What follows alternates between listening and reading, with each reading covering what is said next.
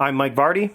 Meal planning is important because it prevents us from being a disappointed wreck when dinner time comes around and we have no clue what to make, or even if we have the ingredients to make the meal. It's a time and a money saver, but most importantly, it frees up valuable brain space. Creating a meal plan prepares us for the week to come and gives us peace of mind that we're organized and can feed ourselves and our family. That's why I do it, and that's why Plan to Eat helps me do it. Your subscription includes access to the Plan to Eat website and fully featured mobile apps on iOS and Android.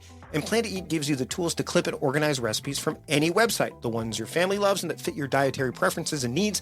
And you can create a meal plan around your schedule. Then what happens is the Plan to Eat software automatically creates an organized shopping list based on your plan. So sign up for your free trial at plantoeat.com/timecrafting. That's plantoeat.com/timecrafting. The coupon will be automatically applied to your account and can be used when you're ready to subscribe. It's valid for new customers only. Give Plan to Eat a try today. And this is the Productivityist Podcast.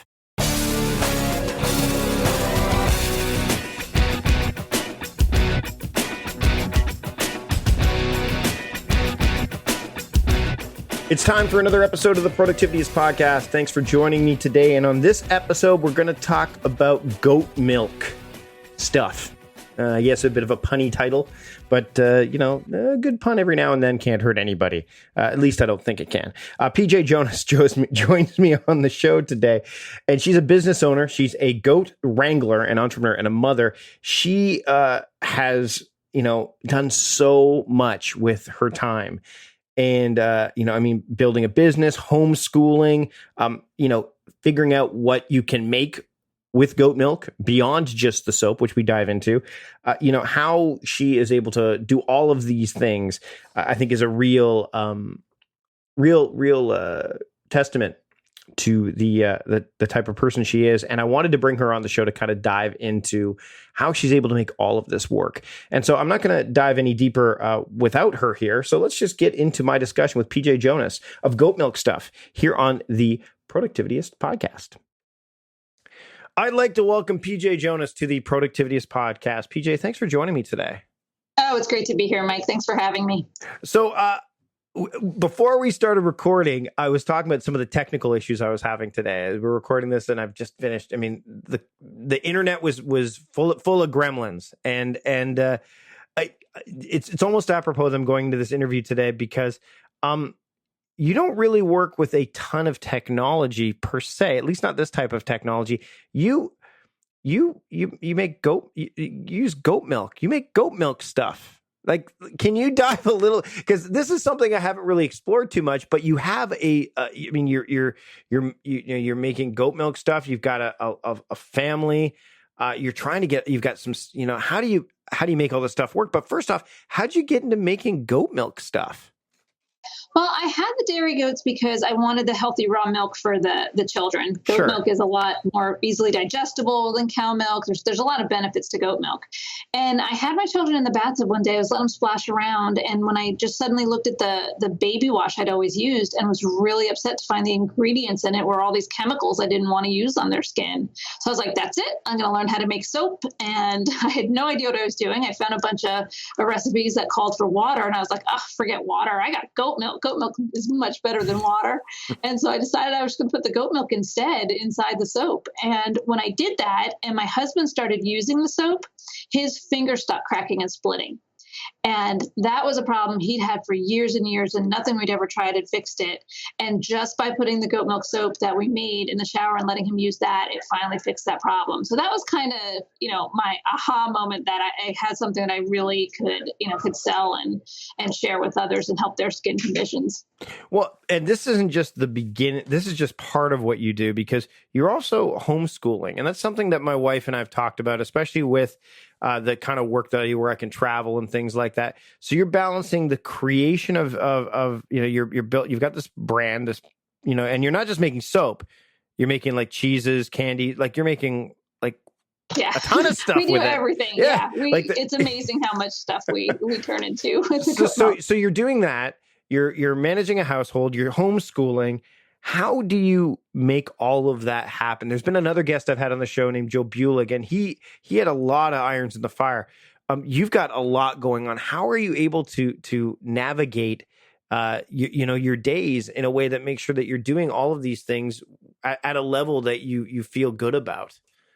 There's several things that I do. First off, I've taught my children how to work. Okay. I don't think that work is a bad thing. I think so many times parents think making their children work can be a bad thing. And I think the exact opposite. I think children don't work enough nowadays. My children don't play video games. They don't have cell phones until they start to drive.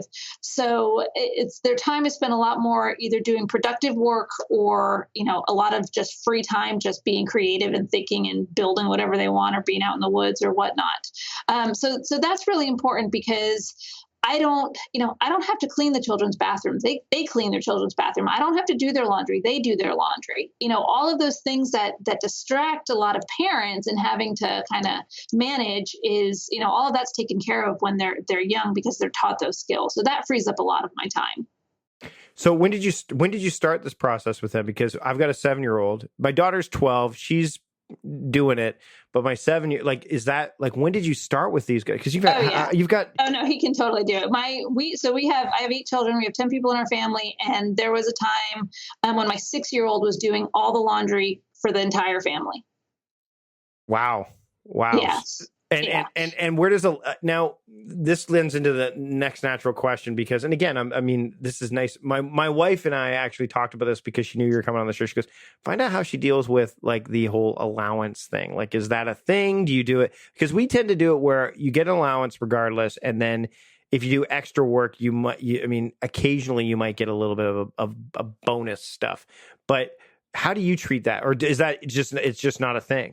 No, so the way I do it is whenever I'm faced with a question like that about how to deal with the children, I always think of what it's going to be like for them as an adult, right? Because I'm not raising future children, I'm raising future adults. Right. So my question is, do I want my kids to just think that they just are going to get a certain amount of money when they're an adult, just, for being? And the answer, of course, is no, they don't. They have to work for their money as an adult. So everything here is tied to chores. They don't just get something just for being a part of the family. So because we have Goat Milk Stuff, the business, the farm, my children all get a salary, and their salary is not based on age. Their salary is based on how much work they accomplish. So I actually have some younger children who have a higher salary than some of their older siblings because they work harder. And everybody knows what everybody else's salary is within the family. And so, everybody agrees. Yeah. I'll have some older children say, yeah, he does work harder than me. He should make more than I do. So they all get salaries. They all pay their own taxes. They all have their own retirement accounts. And then they all pay for everything but the very basic.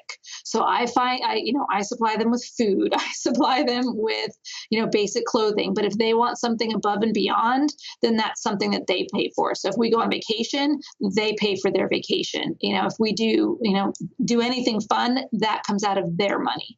So it's very much understanding from a very young age that work is tied to money, is tied to what I can do with it.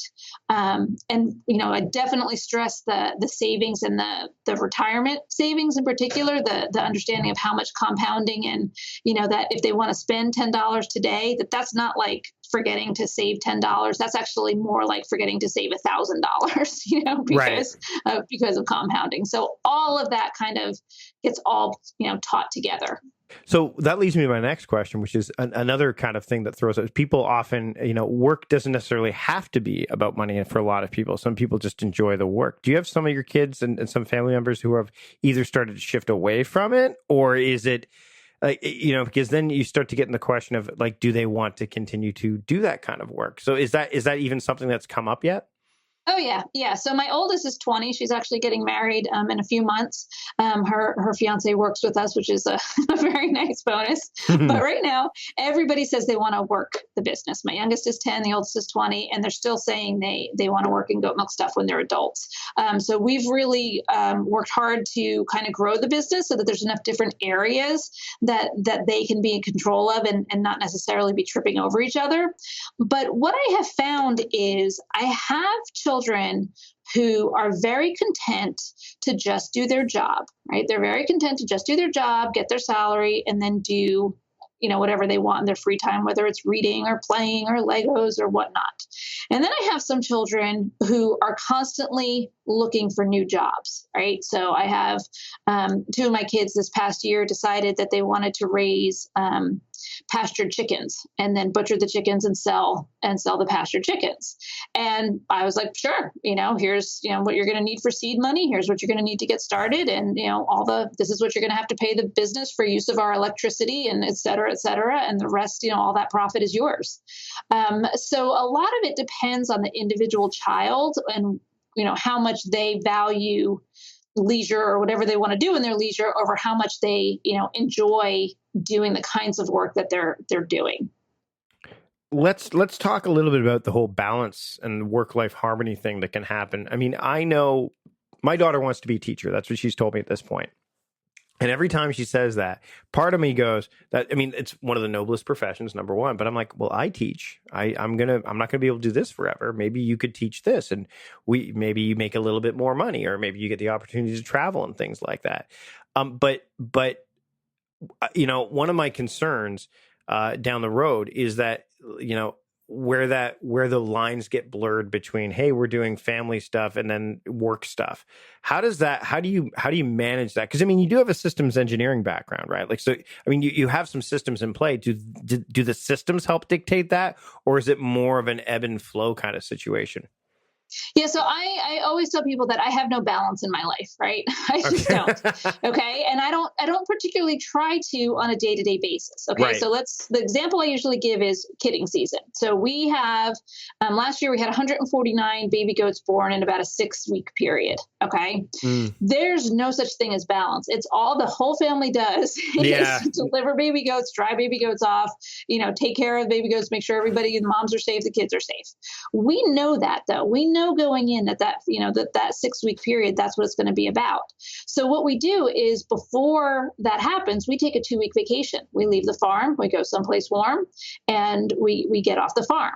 So it's more of a balancing out your year or, 6 months, a season, that kind of thing, because there's going to be times when it's just all work. Right. And that's okay as long as you're getting the times when it's just all play, right? So you can't stay too long in that all work period. I say it also, it's like when you have a new baby, in those first 6 weeks, you're up all night, you're doing, everybody's crazy, everybody's sleep deprived and feeling crazy. And hopefully it's only lasts a couple months, but there's an end in sight. Eventually that child's going to sleep through the night. And so you'll get back to something that's more sane and more livable. So, I don't really try and do it on a day-to-day because I just think that's just just causes more and more frustration.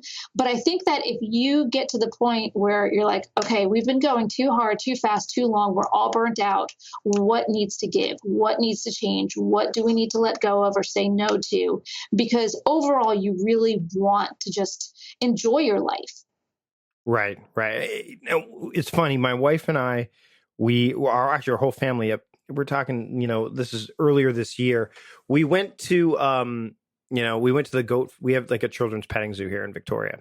And the big thing is they have a goat farm, right there. And the guy, actually, we ran into the owner, and he just talked about like how many goats like around 70 goats every year, new baby goats. And he said one year, I guess the Billy got out of his pen and they had double that, because it wasn't managed properly. But he talks about goats as pets as well. Now, I want to talk a little bit about the making of stuff, but how are these your? I mean, when you're using the stuff they produce as a means of obviously earning a living, but these guys are super cute too. Like are they pets just as much as they are livestock in a sense for you and your family? Yeah, it's really a balance. I mean, like I said, we deliver every baby. We name every baby. The goats answer to their names. Each one has a personality. You should hear my boys talk about them, and and every single one, they know, they can look. We have probably right now about 10 goats that are all black. And my one son can look at their faces of this all black goat and tell you which one each one is just by looking at the face. Wow. And I look, and they all look pretty much the same to me, so they're very much something that we love them all and consider them pets, but at the same time, you have to be practical, right? Right. You have 149 babies born every year. You can't keep all of them. You have to have, an understanding that you have to do what's best for the business and the family. And sometimes that means selling someone you wouldn't necessarily want, or not going to heroic measures if an older goat is gets into trouble. And so you do have to balance it somewhat. Right. You do obviously probably put some up for adoption, things like that. I know that's what this guy does here. Is he says, and he has certain criteria that he puts in place and stuff. Like you have to have at least an acre of land, and we want to have one just because the lawn could use some serious mowing, and it would be great to have not have to go out there and do that. That'd be some serious delegation there. Let's talk about a typical day, because you've got a busy household, busy life, and I know that you mentioned earlier that seasonally things alter, but what does a day look like for you typically? If you were to let's even look at, we're recording this in late October. What would a typical day look like to you from beginning to end? And then we'll kind of dive into how you can, take care of yourself along the way. Yeah. So let's assume that, we're not in anything crazy like Black Friday or kidding season or anything like that. Yeah. So I get up, my kids all get up at different times. The earliest one, my oldest son, gets up around 5 because he goes out and milks. I have some that prefer to sleep in and do their jobs later on in the day. We open up our farm store and our sweet shop at 9 a.m. So people have to be up there by the latest 9 to man that. I get up. I am not an early riser. I've tried to be multiple times over my life, but yeah, I'm like you. It never really sticks. I'm a night owl. Yeah. I can't do it. Yeah. So I get up, I work out. I went ahead. I told my husband I wanted several years ago, and he built me a treadmill desk. So nice. I have a treadmill desk back at the house, and so the kids and my husband pretty much all disappear. After I worked out, then I get on my treadmill desk and I answer emails, I answer Facebook messages, I blog, I do anything that's that I can just type and walk at the same time. So that's been a huge bonus for me. We've put that treadmill desk in many locations over the years, and back at the house in the morning has definitely worked the best. So I kind of get all of those things out. If I have to return any phone calls for customer service for goat milk stuff or anything, I'll do that then. And then it's pretty much, what that individual day looks like. There are days where I'm needed up in the on the farm. If we have big groups of tours, we'll have the school bus fulls, tour buses come and have 60 some odd people come in for a tour. And so sometimes I'll do that. Sometimes I'll work out in the garden. Sometimes it'll be just a massive computer day where I'm like, okay, all day long, I'm going to sit here and work on, the newsletter for the month or whatever it is. So one of the things that I'm working really hard to do is transition the business to where the children can take it over. Right. So I've told them, my youngest is 10. I've told them when she's 18, so 8 years from now, that my husband and I are going to be out of the business. All right. We'll still be around to, give the occasional tour, write the occasional blog post, but we're not hiring anybody, firing anybody, sticking to any sort of schedule, paying any bills, anything like that. That's all going to be them. So I spent a lot of my time mentoring, teaching, trying to see what specific skills the children are going to need to be able to take over aspects of that. So a lot of it, as I'm going through my day, and it's not going to be an immediate thing. Like I said, it's 8 years down the line, but it's like, okay, this is a good job for this person. What can I do to either get them to help me with it now, or kind of help move them in that direction? So it's funny, as we're talking about this, I often come up with the titles of the show, and the title that comes to mind consistently, and it's such a bad pun, is Goating Things Done. But I'm going to have to go with it. I'm going to have to. So 8 years, this business, over 8 years now. it started off with soap, and now, like, what is the thing that surprised you the most that you can craft with goat milk, and maybe what's one thing that you thought would work that just didn't really take? Yeah, I think by far the biggest thing that continues to amaze me is how much our goat milk soap helps people's skin conditions. Mm-hmm. I never saw that coming. I didn't know what eczema was. I didn't know anything about psoriasis, acne, all of those things that people suffer with their skin. And using our goat milk soap makes a difference. I mean, I knew it helped with the dry skin because, like I said, my husband's finger stopped cracking and splitting, but I just had no idea that it was going to be so helpful with other things. So that's probably the thing that has surprised me the most. And then as far as not knowing what would sell or whatnot, I think the hard part is knowing what you can make with the goat milk that people are willing to pay what it's worth, right? So for example, I make the best goat milk truffles, just chocolate, like my chocolate mint truffles are incredible, but they're $4 a truffle, right. That's kind of expensive. And so it's figuring out, okay, not only what can we make that's incredible with the goat milk, but what can we make at a reasonable price that people are willing to pay? Because, it doesn't, people kind of think you go to the grocery store, milk's $2 a gallon. Well, it doesn't cost me $2 a gallon to make goat milk. The reason cow milk is so cheap at the store is because they're getting all the federal corn and soy subsidies. Mm-hmm. And so, I don't get any. Well, first of all, I don't feed my goats corn or soy, but I don't get any of those subsidies. So I'm paying, the real costs of food. And so there's a lot of education that goes on. And unfortunately, in our country, people are starting to understand that, that cheap food may be cheap in the short run, but has repercussions down the road with your health and it's going to have costs later on. So a lot of that education is happening. But that's probably been one of the things that, I spend a lot of time doing that I didn't really realize I was going to have to, was educating people about the benefits of goat milk and what it's really worth. So if there's someone listening to the show right now, and as we get close to wrapping up, and they've got this thing that they just have unexpectedly come across that they think is going to be a winner, kind of like what happened with you with goat milk stuff, what would you recommend? Like, what steps would you recommend they take that either you did that worked out well right from the onset, or from the get-goat? Sorry. I interviewed a comedian a couple days ago, so it's still kind of in my head. It's still there. Yeah. And what things did you do that you're like, you know what, I probably should have let that lie or not gone in that direction? Yeah. So nothing beats getting your product in front of people and finding out how they react to it and what they're willing to pay for it.